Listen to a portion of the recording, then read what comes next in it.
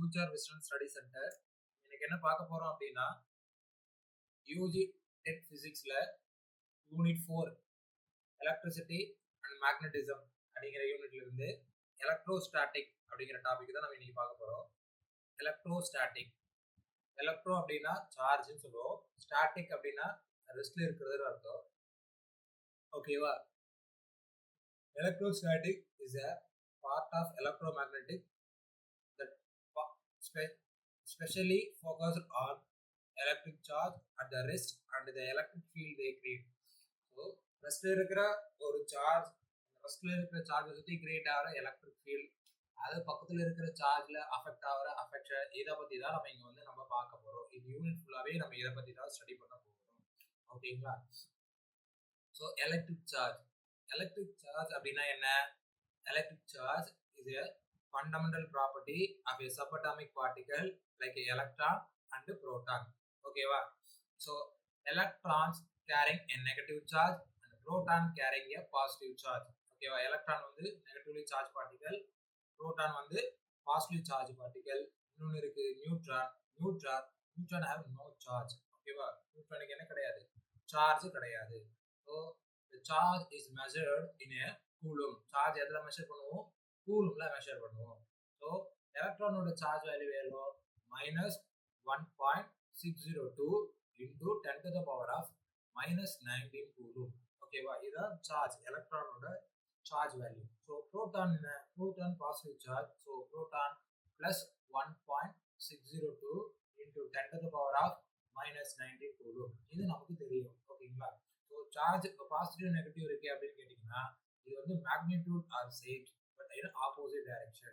The magnitude of a charge and electron and a proton is same but in sign is opposite. Sign convention மட்டும் என்ன இருக்கும்? ஆப்போசிட்ல இருக்கு. So ஒரு நியூட்ரலான ஒரு ஆட்டம் அப்படி இருக்குன்னு சொன்னா, ஸோ அதில் number of electron equal to the number of புரோட்டானா இருக்கும். எவ்வளோ எலக்ட்ரான் இருக்கோ அதே அளவுக்கு புரோட்டானா இருக்கும். So that is charge is cancel out. ஸோ வந்து ஒரு பாசிட்டிவ் சார்ஜா நெகட்டிவ் சார்ஜ் ஆட்டமா பாசிட்டிவ் ஆட்டமா அப்படின்னு நம்ம சொல்ல முடியாது.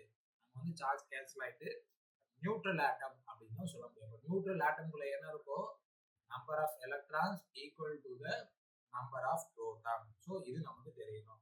ஓகேங்களா? நெக்ஸ்ட் 1 கூலும் நார்மலா நம்ம வந்து எலக்ட்ரிசிட்டில எப்படி மெஷர் பண்ணுவோம்? 1 coulomb is amount of charge that crossing a cross section of a conductor in 1 second when a 1 ampere current is passes. ஓகேவா? 1 ampere current வந்து ஒரு செகண்ட்ல ஒரு கண்டக்டருக்குள்ள எவ்வளவு சார்ஜை பாஸ் பண்ணுதோ அதுதான் நம்ம என்ன சொல்லுவோம்? 1 கூலும் அப்படின்னு சொல்லுவோம். இதே 1 கூலுவை நம்ம எதை வச்சு மெஷர் பண்ண போறோம்? ஃபோர்ஸை வச்சு மெஷர் பண்ணுவோம் இந்த வீடியோவோட எண்டில். ஓகேவா? ஸோ நமக்கு தெரியும், ஒரு பாசிட்டிவ் சார்ஜ் ஒரு நெகட்டிவ் சார்ஜ் என்ன பண்ணும்? அட்ராக்ட் பண்ணும். ஒரு புரோட்டான் ஒரு எலக்ட்ரான் என்ன பண்ணும்? அட்ராக்ட் பண்ணும். சேம் 2 protons என்ன பண்ணும்? ரிப்பல் பண்ணும். சேம் 2 electrons என்ன பண்ணும்? ரிப்பல் பண்ணும். ஓகேங்களா? ரெண்டுமே ரிப்பல் தான் பண்ணும். So properties of charge. சார்ஜுக்குன்னு ஒரு சில ப்ராப்பர்ட்டி இருக்கு. ஓகேங்களா? என்ன ப்ராப்பர்ட்டி அப்படின்னு சொல்லி பார்க்கலாமா? Charge is additivity of charge. Okay, சார்ஜுக்கு என்ன பண்ண முடியும்? 1 2 3 4 அப்படின்னு சொல்லி சார்ஜஸை ஆட் பண்ண முடியும். Next charge is conserved. என்ன சார்ஜ் இஸ் கன்சர்வ்ட்? எஸ், சார்ஜை வந்து ஆக்கவும் முடியாது, அழிக்கவும் முடியாது. It can be transfer from one form to another form மட்டும்தான். ஓகேங்களா? நம்ம வந்து எனர்ஜி படிச்சோம். Energy neither be created not be destroy, it can be transfer from one form to another form. அதே இங்கேயும். நெக்ஸ்ட் ப்ராப்பர்ட்டி பார்த்தோம்னா குவான்டைசேஷன் ஆஃப் சார்ஜ். என்ன? Quantization of charge அப்படிங்கிறது சார்ஜ் வந்து integral multiples of Q is equal to NE அப்படின்னு சொல்லிலாம் நம்ம படிப்போம். So next பார்த்தோம் அப்படின்னா additivity of charge. When system contain 2 or more charges, the total charge is algebraic sum of all the individual charges. So algebraic sum of all individual charges தான் நம்ம என்ன சொல்றோம்? Additivity of charge அப்படின்னு சொல்றோம். What total Q is equal to Q1, Q2, Q3, so on, Qn. ஓகேங்களா? electric charge behave like a real numbers. நம்ம இது பண்ணுவோம். It can added algebraically, positively, negatively add. ஓகேங்களா? Adding according the sign. So positive charge எல்லாம் ஒரு பக்கம் add பண்ணணும், negative charge எல்லாம் சேர்த்து ஒரு பக்கம் ஆட் பண்ணணும், அப்புறமா எல்லாத்தையும் ஆட் பண்ணணும். ஓகேங்களா? நம்ம எக்ஸாம்பிளுக்கு ஒன்று பார்க்கலாமா? சார்ஜ் இஸ் என்ன unit? Scalar unit and it's only in magnitude, no direction. சார்ஜுக்கு என்ன கிடையாது? டைரக்ஷன் கிடையாது. சார்ஜுக்கு வந்து ஒன்லி மேக்னிடியூட் மட்டும்தான். ஓகேவா?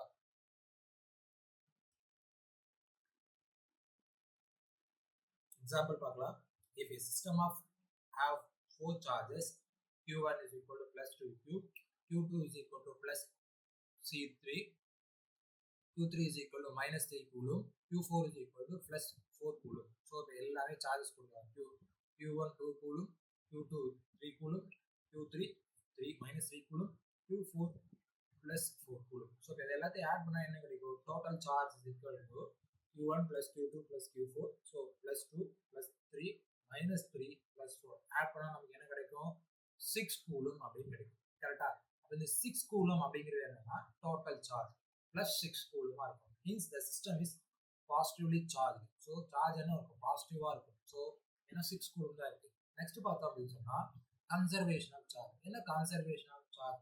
Law of conservation of charge state that electric charge can neither be created nor be destroyed. Energy பார்த்த மாதிரி தான் சார்ஜிங் என்ன முடியாது? கிரியேட் பண்ண முடியாது, டெஸ்ட்ராய் பண்ண முடியாது. It can only transfer from one object to another object. So ஒரு ஆப்ஜெக்ட்ல இருந்து இன்னொரு ஆப்ஜெக்ட்க்கு என்ன பண்ண முடியும்? சார்ஜை டிரான்ஸ்ஃபர் தான் பண்ண முடியும். ஓகேவா?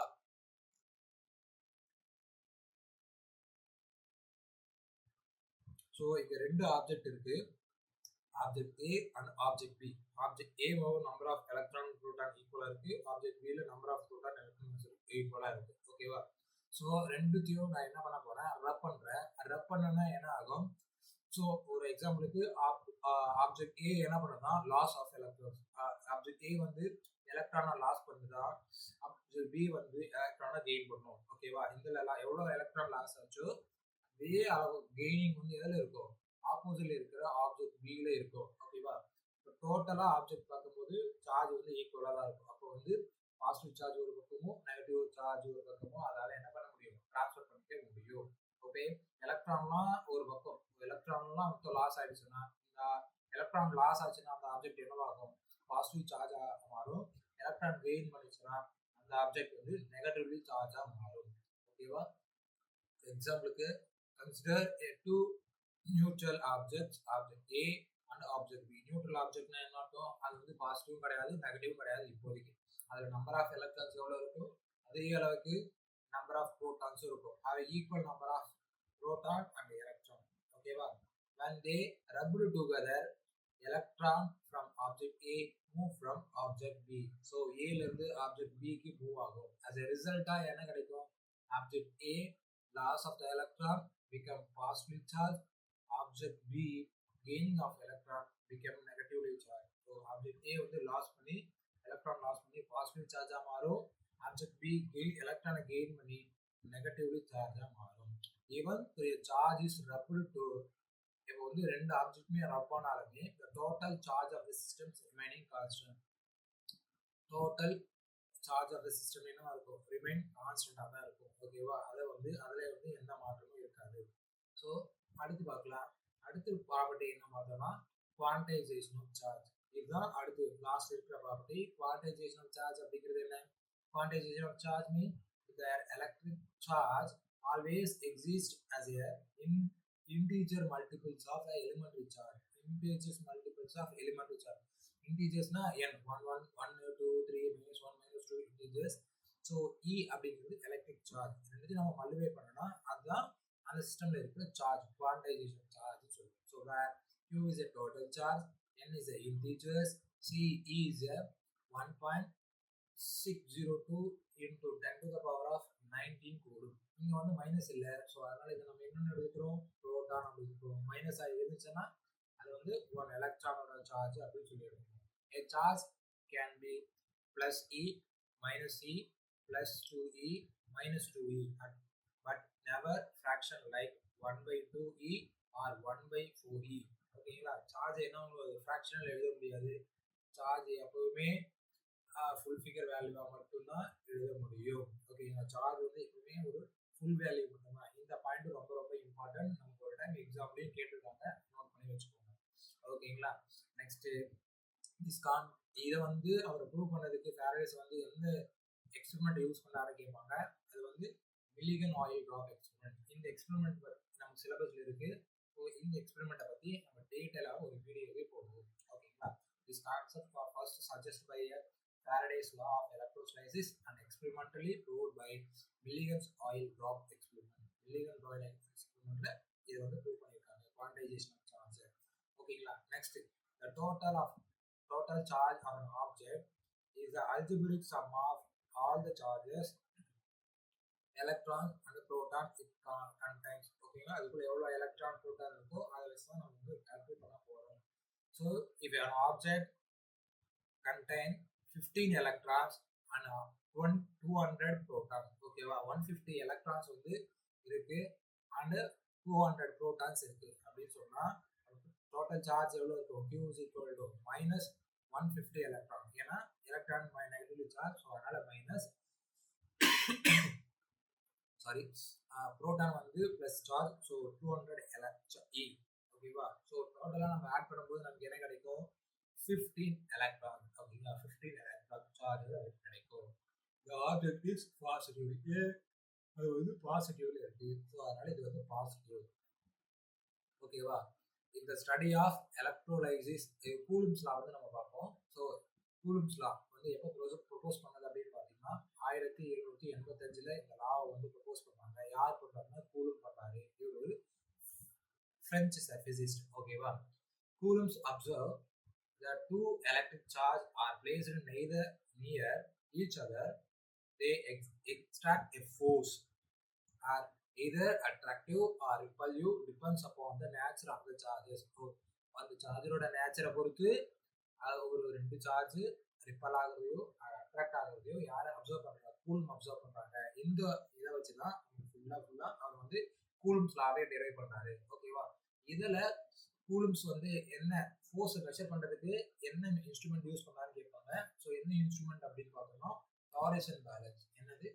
டாரிசன் பேலன்ஸ் தான் அவர் வந்து யூஸ் பண்ணது. ஓகேவா. Torsion balance statement of coulomb's law. என்ன கூலும்ஸ் லா சொல்லுது அப்படின்னு பார்த்தோம்னா the magnitude of electric force between 2 point charge is directly proportional to the product of their charges and inversely proportional to the square of the distance between them. So ரெண்டு charges நடுக்குள்ள இருக்கிற ஃபோர்ஸை நம்ம measure பண்ணோம் அப்படின்னு கேட்டா, so அந்த ரெண்டு charge எவ்வளோ டிஸ்டன்ஸ்ல இருக்கு, அதோட டிஸ்டன்ஸ், அதுக்கடுத்து அந்த ரெண்டு சார்ஜோட மேக்னிடியூட். ஸோ ரெண்டு சார்ஜோட மேக்னிடியூடுக்கு டைரக்ட்லி ப்ரொபோஷனலாகவும் அதோட டிஸ்டன்ஸ்க்கு இன்வெர்ஸ்லி ப்ரொபோஷனலாகவும் இருக்குன்னு சொல்றோம்னா கூலும்ஸ் லா அப்படின்னு சொல்லுவோம். அப்போ F equal to KQ1 Q2 by R square அப்படின்னு சொல்லுவோம். இங்க K அப்படிங்கிறது கூலும் கான்ஸ்டன்ட். ஓகேவா. F அப்படிங்கிறது electric force between the charges. Q1 Q2 அப்படிங்கிறது magnitude of two charges. R அப்படிங்கிறது டிஸ்டன்ஸ் பிட்வீன் தம். அந்த ரெண்டு சார்ஜஸும் எவ்வளோ டிஸ்டன்ஸ்ல வச்சிருக்கோம் அப்படிங்கிறத பொறுத்து தான். So K is equal to 9 into 10 to the power of 9 Newton meter square per coulomb square. 9 into 10 to the power of 9. ஓகேவா. இது வந்து K ஓட வேல்யூ ஞாபகம் வச்சுக்கோங்க. K நம்ம தனியாக டெரைவ் பண்ணுவோம். Coulomb first law. கூலுமோட ஃபர்ஸ்ட் லா அவர் என்ன அப்சர்வ் பண்றாரு பாத்தீங்கன்னா, கூலுமோட first law tell about how electric charge behave with each other. ஒன்னு எப்படி வந்து பிஹேவ் பண்ணும் அப்படின்னு கேக்குறாங்க. when two like charges both are positive and both are negative, ரெண்டுமே பாசிட்டிவ் ஆர் ரெண்டுமே நெகட்டிவ், என்ன பண்ணும்?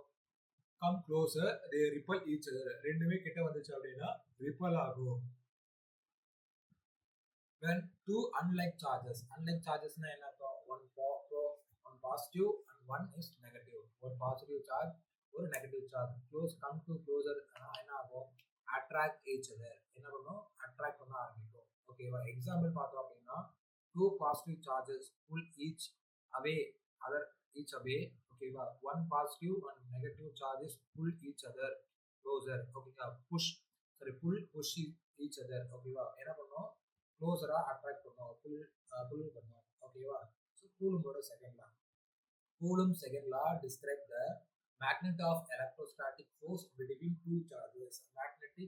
Magnitude of an electric force between two charges. The force is directly proportional to the product of the charges Q1 Q2 and inversely proportional to the square of the distance, inversely proportional to the square of the distance. Force is directly proportional to the Q1, Q2 and inversely proportional to the square of the distance. F is equal to K Q1 Q2 by R square. The medium between the charges is also affected of the force. Okay, note பண்ணி வச்சுக்கோங்க. ரெண்டு charge இந்த மீடியம்ல இருக்கிறது பொறுத்தோ இந்த force வந்து differ ஆகும். So behaviour with the distance நம்ம increase பண்ணுறோம் அப்படின்னா என்ன ஆகும், ஃபோர்ஸ் வந்து டிஸ்டன்ஸ் நான் இன்க்ரீஸ் பண்ணால் ஃபோர்ஸ் வந்து டிக்ரீஸ் ஆகும். ஃபோர்ஸ் வந்து டிக்ரீஸ் ஆகுது அப்படின்னா டிஸ்டன்ஸ் என்ன இருக்கும், இன்க்ரீஸ் ஆகிருக்கும்.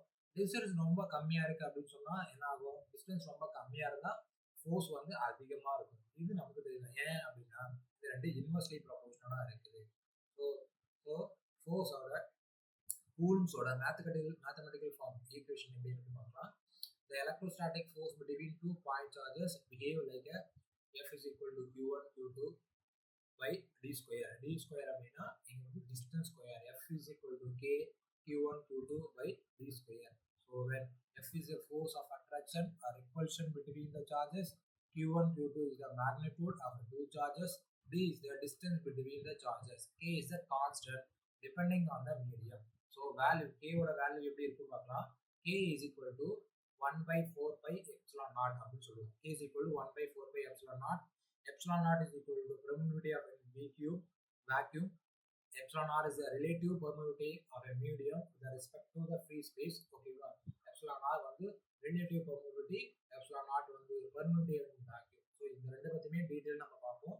ஓகேவா, this force between two charges depending upon the magnitude of the charges and the distance placed by distance and the medium. ஓகேவா, அதான் சொன்னேன் மீடியமும் இதெல்லாம் வரும். ஏன் அப்படின்னு சொன்னா எப்சிலான் ஆர் இருக்குது. Okay, relative permittivity the medium வந்து depends upon. ஓகேவா, so permittivity and the effects of the medium. Permittivity எப்படிலாம் ஒரு ஃபோர்ஸை வந்து அஃபெக்ட் பண்ண பார்ப்போம்.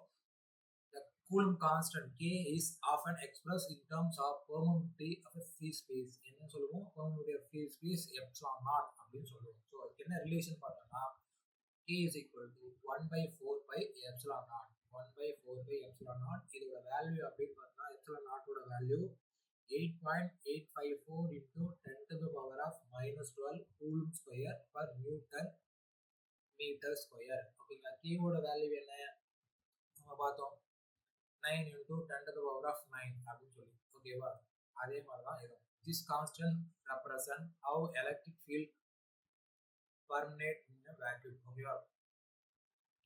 So when charge is placed in a different medium of water and glass, the force between these reduced. It is because of the medium of a molecule can be polarized and partially oppose the electric field. The force in the medium Fm, force in a medium எப்படி இருக்கும் 1 by 4 by epsilon அப்படி epsilon Q1 Q2 by R square epsilon. So epsilon அப்படிங்கிறது என்னன்னா permeability of the medium.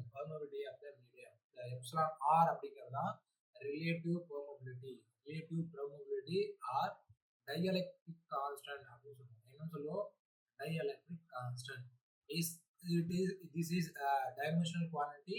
So இதுக்கு வந்து dimension கிடையாது, dimension நம்ம எழுத முடியாது, LMT வந்து எழுத முடியாது. That compare a permeability of a medium that is in a vacuum. இது ஒரு comparison. Epsilon r is equal to epsilon divided by epsilon naught. Okay, epsilon r is equal to epsilon divided by epsilon naught அப்படி சொல்லுவோம். In a vacuum epsilon r equal to 1. In vacuumல epsilon r ஓட value என்ன 1 இருக்கும்.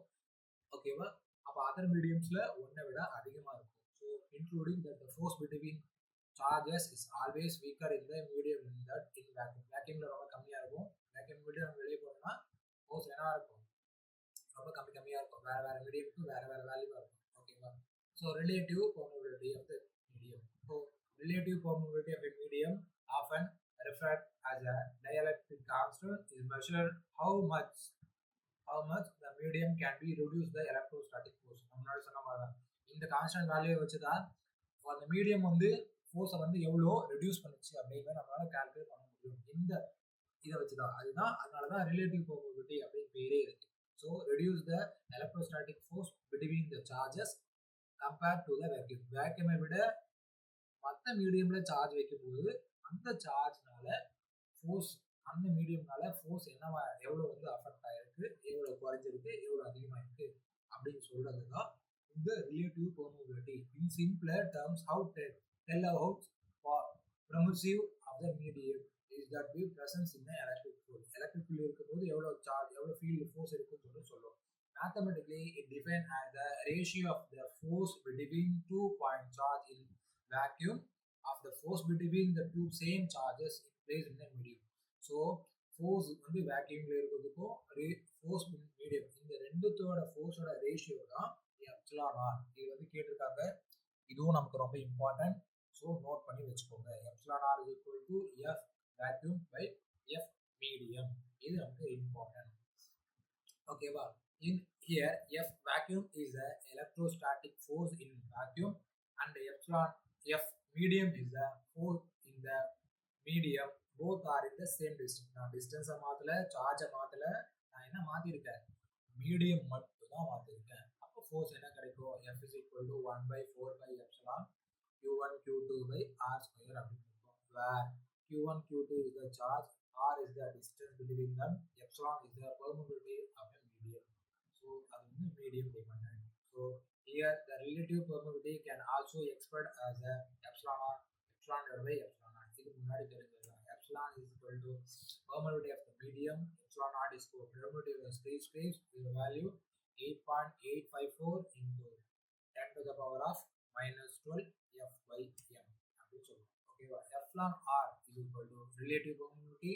So இதுக்கு என்ன கிடையாது, dimension கிடையாது. So இந்த மூணுமே இம்பார்ட்டன்ட். இந்த மூணை பற்றியுமே எந்த கன்ஃபியூஷனும் இருக்கக்கூடாது.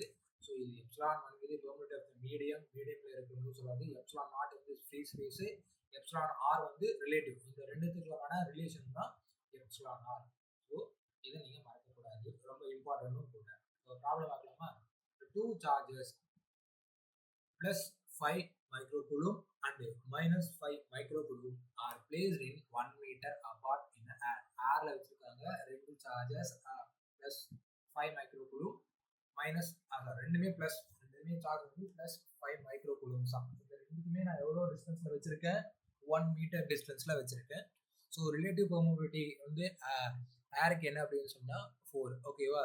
Stable if the dielectric constant permeability வந்து epsilon r வந்து 4. ஓகேவா? introduce the between them force, find the force. நம்ம வந்து என்ன கண்டுபிடிக்கணும், நியூ ஃபோர்ஸ் வந்து கண்டுபிடிக்கணும். சார்ஜஸ் நமக்கு தெரியும் q1 q2. So 5 into 10 to the power of minus 6 coulomb. r வந்து டிஸ்டன்ஸ் 1 மீட்டர், epsilon r அப்படிங்கிறது 4. ஸோ ஃபோர்ஸ் இன் ஏர் எவ்வளோ இருக்கும், epsilon naught is equal to epsilon water. So k q1 q2 by r square. So epsilon naught is equal to 9. k ஓட value என்ன, 9 into 10 to the power of 9 into charges ஓட value என்ன, 5 into 10 to the power of minus 6. So ரெண்டுமே charge, ரெண்டும் same charge. So அதனால square பண்ணிக்கிட்டேன். Distance என்ன, 1 metre square. So நம்ம ஃபைனலாக ஆன்சர் நமக்கு என்ன வரும்னா 225 நியூட்டன். ஓகேவா? 225 நியூட்டன் அப்படின்னு. ஏன் ஃபோர்ஸோட யூனிட் நியூட்டன் தான். ஸோ ஃபோர்ஸோட எஃப் நாட் கண்டுபிடிச்சிடும், வேல்யூ என்ன 225 நியூட்டன். டிஸ்டன்ஸ் எப்சிலான் ஆரோட வேல்யூ எவ்வளோ 4. ஸோ நியூ ஃபோர்ஸ் என்னவா இருக்கும், 56.25 இருக்கும். ஓகே, டைஎலக்ட்ரிக் எவ்வளோ இருக்கும்,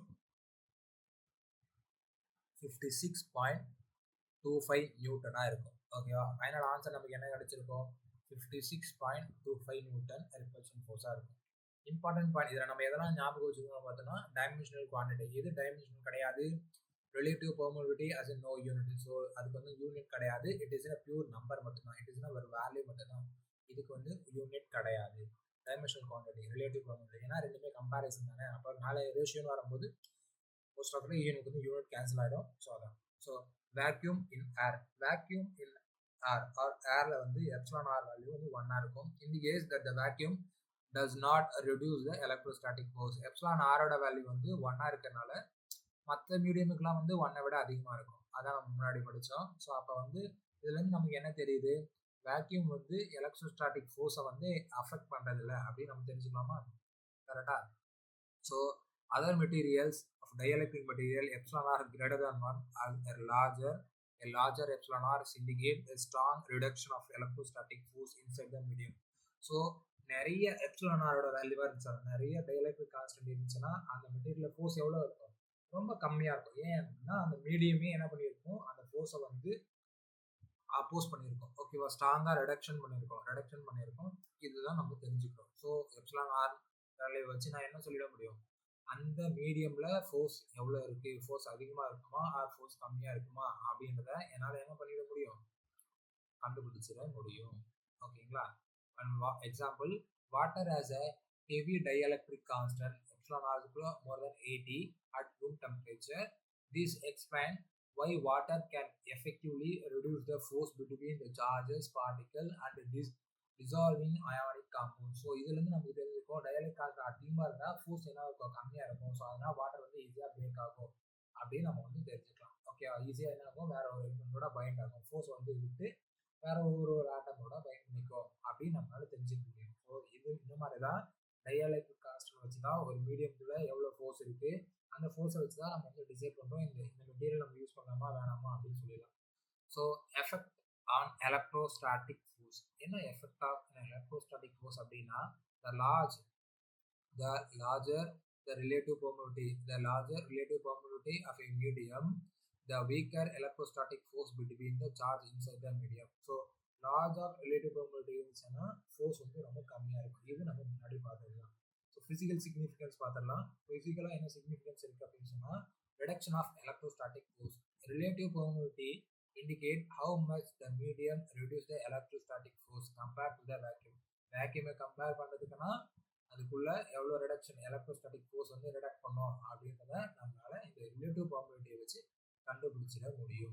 so if epsilon R is equal to 4 இருந்துச்சுன்னா 4 between the charges is 4 times weaker than in vacuum. So வேக்யூமை விட 4 டைம் என்ன பண்ணும், ஃபோர்ஸை வந்து ரிடியூஸ் பண்ணும். அந்த மாதிரி தான் எப்சிலான் ஆர். இப்போ 5 இருக்குன்னா 5 டைம்ஸ் ரிடியூஸ் பண்ணும், 6 இருக்குன்னா 6 டைம்ஸ் ரிடியூஸ் பண்ணும் and compare to in vacuum. So அப்போ இதை வச்சு இந்த ப்ராப்பர்ட்டி நம்ம எங்கே யூஸ் பண்ணுறோம் அப்படின்னு சொல்லி பார்த்தோம்னா எனர்ஜி ஸ்டோரேஜில் யூஸ் பண்ணுறோம். என்ன, the dielectric constant is also measure the ability of a medium to store electrical energy in a presence of electric field. Here epsilon r is a material can store more energy per unit volume. ஓகேங்களா. So dielectric constant வந்து மோராக இருந்துச்சுன்னா, so electric pressure, the dielectric constant is also measure the ability of a medium to store the electric charge in presence of electric field. In epsilon r is the material can store energy per unit volume. epsilon r வச்சு நான் என்ன சொல்ல முடியும், அதுக்குள்ள எவ்வளோ எனர்ஜியை என்னால் store பண்ண முடியும் அப்படின்னு சொல்ல முடியும். அப்போ அந்த மெட்டீரியலை நம்ம என்ன யூஸ் பண்ணிக்கலாம், ஸ்டோரிங் மெட்டீரியல், எனர்ஜி ஸ்டோரிங் மெட்டீரியலாக யூஸ் பண்ணிக்கலாம். அதுக்கு நமக்கு ஹெல்ப் பண்ணுறது யாரு, epsilon R. So dielectric applications எங்கே இருப்பாங்க, material which high relative permittivity are widely use in capacitor. என்னவா யூஸ் பண்ணுவோம், கெப்பாசிட்டர் யூஸ் பண்ணுவோம். And insulating material in electric circuits. So இன்சுலேட்டிங் மெட்டீரியலாகவும் எலக்ட்ரிக் கெப்பாசிட்டர்ஸாகவும் நம்ம வந்து யூஸ் பண்ணுறோம். ஃபார் எக்ஸாம்பிள், வாட்டர் வந்து எலக்ட்ரோலைசிஸாக யூஸ் பண்ணுறோம். எப்சிலான் ஆரோட வேல்யூ வந்து அது 80. கிளாஸ் பார்த்தீங்க அப்படின்னா எப்சிலான் ஆர் 5 to 10 இருக்கும். ஸோ எக்ஸாக்ட் கெப்பாசிட்டராக யூஸ் பண்ணுவோம். ஸோ மைக்கா வந்து epsilon r equal to 6 to 8 high voltage and இன்சுலேட்டராக யூஸ் பண்ணுறோம். ஸோ இங்கே ஃபோர்ஸ் வச்சு 1 கூலும் டிஃபர் பண்ணலாம். இது வந்து நம்ம முன்னாடி பார்த்தோம்ல, ஒரு கெப்பாசிட்டர் வழியாக 1 ஆம்பியர் கரண்ட் வந்து ஃப்ளோ ஒரு பர்டிகுலர் டைமில் 1 ஆம்பியர் கரண்ட் ஃப்ளோ ஆச்சுன்னா அதுக்குள்ளே எவ்வளோ சார்ஜ் ஃப்ளோ ஆகிருக்குமோ அதான் 1 கூலுன்னு பார்த்தோம்.